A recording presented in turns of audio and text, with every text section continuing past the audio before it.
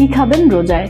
রোজা আত্মশুদ্ধির উপায়, কিন্তু ইফতার ও সেহরিতে কিছু খাবার হতে পারে শরীরের ক্ষতির কারণ। ইফতারে অতিরিক্ত ভাজা পোড়া যেমন পেঁয়াজু, চপ, বেগুনি, সমুচা ইত্যাদির কারণে শরীরে জমতে পারে ট্রান্স ফ্যাট। এ কারণে আপনার ওজন বাড়তে পারে, আর ওজন বাড়লে হৃদরোগের ঝুঁকিও থেকে যায়। অতিরিক্ত মিষ্টি জাতীয় খাবার যেমন শরবত, জিলাপি, মিষ্টি দই ইত্যাদি রক্তের শর্করা বাড়িয়ে দিতে পারে। এতে বেড়ে যায় ডায়াবেটিসের ঝুঁকি। এর ফলে সুস্থ মানুষও হঠাৎ দুর্বল অনুভব করতে পারেন।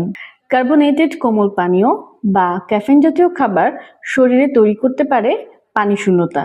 এগুলো হতে পারে বদহজমের কারণ।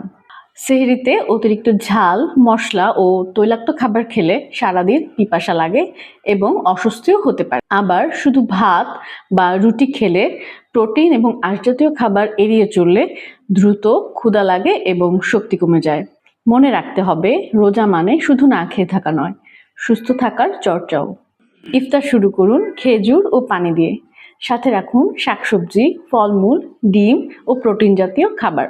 সেহরিতে রাখুন পরিমিত ভাত বা রুটি, প্রোটিন, সবজি ও পর্যাপ্ত পানি।